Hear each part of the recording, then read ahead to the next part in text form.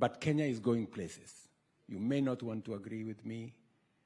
We moved the numbers. In 2022, we were at 1.4 million arrivals. Last year, we went to between 2 million and 2 million and a bit.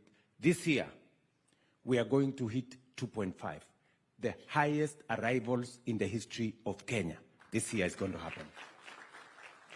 And it is because of the profile we have built.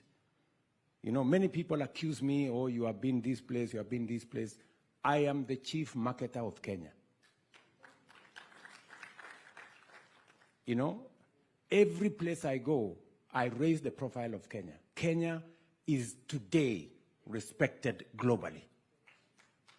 Kenya today, in any forum you go, they will say, what is Kenya saying? Right?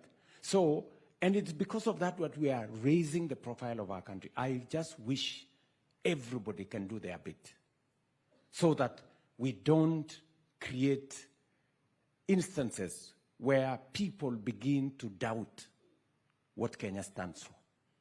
I am very confident that by 2027, 2028, the magical 5 million tourists, we will get there if we go with the trajectory we are going. And I will continue to push the limits for Kenya. I will continue to profile Kenya positively in a way that the world begins to think about Kenya. Number two, I agree with Hersi that already we have 42 countries where visa under the ETA program is automatic. When they apply, within 5 minutes, less than 5 minutes, they can travel to Kenya. Unlike before, where they had to look for the Kenyan embassy, go and queue for visa, do all manner of things. The next step, which Hersi is telling me, is that we need even to take it further and say there are people who, even if you don't apply ETA wherever you are, if you arrive in Kenya, you can be given on arrival. That I agree with, and I'm going to work on it, so that we can build another layer of countries that to make it easier for people to come to Kenya. Just by changing the ETA, just by changing the visa regime, which I did in the last 6 months, we have 60% more people coming to Kenya today, just by making it easier for people to come to Kenya. Many people were asking me, why are you doing this? Oh, the country is going to be unsafe, and that kind of thing. I mean, we have made sure that there is sufficient checks and balances for us to make sure that Kenya is accessible. I agree with you that I need to do something about Kenya Airways. And I want to just relax, kidogo. Something needs to be done about Kenya Airways, and I am working hard at it.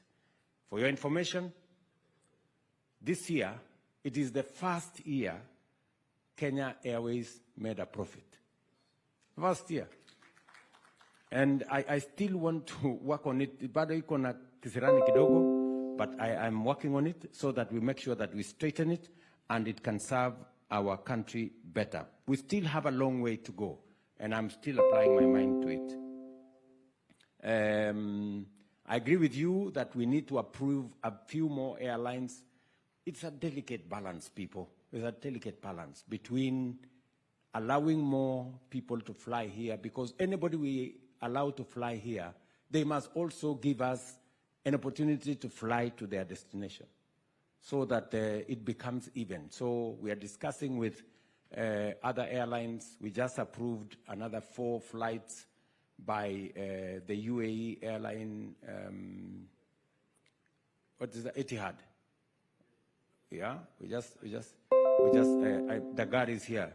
We've just approved Etihad to fly 4 times a week. So we're looking at other opportunities for us to be able to get more flights. I've heard you about Turkish Airlines. We will look at it. My PS Dagar is there. Please let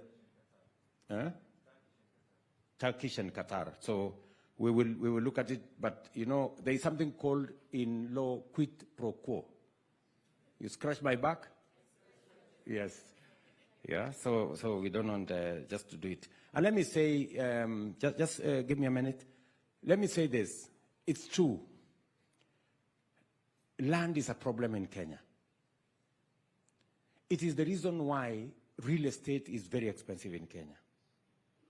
And it is the reason why I decided that to be able to build affordable housing, we are going to use public land. That is why we have managed to reduce the prices significantly, because the land cost was contributing 40% of the cost of every house. But now when we take out the land cost, we substantially reduce and make it affordable for more Kenyans to be homeowners.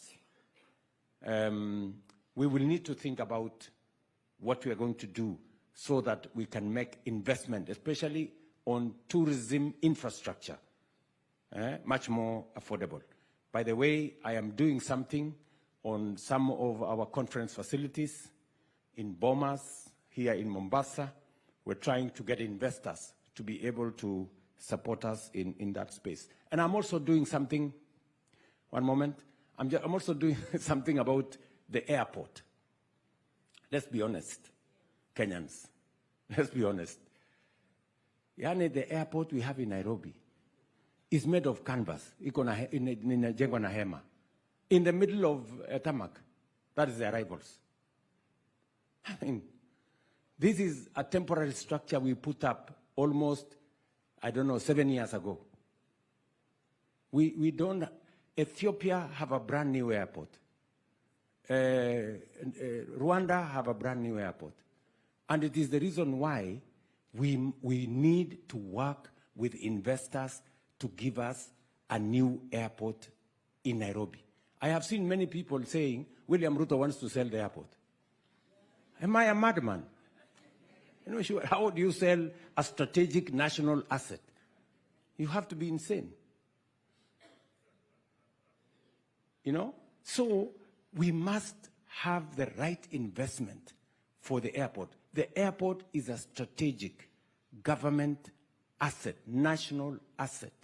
What we want to do in the airport is to work under the PPP program. And people must understand, PPP has the potential, public-private partnership has the potential to bring in private sector money, blend it with public sector investment to be able to create an outcome that brings win-win. Let me tell the people of Kenya, for example, let me give you an example. We are all celebrating the Nairobi Expressway. It nowadays takes 5 minutes, 10 minutes from the airport to Serena. True? Do you know that that Nairobi Expressway was not built with the government money? It was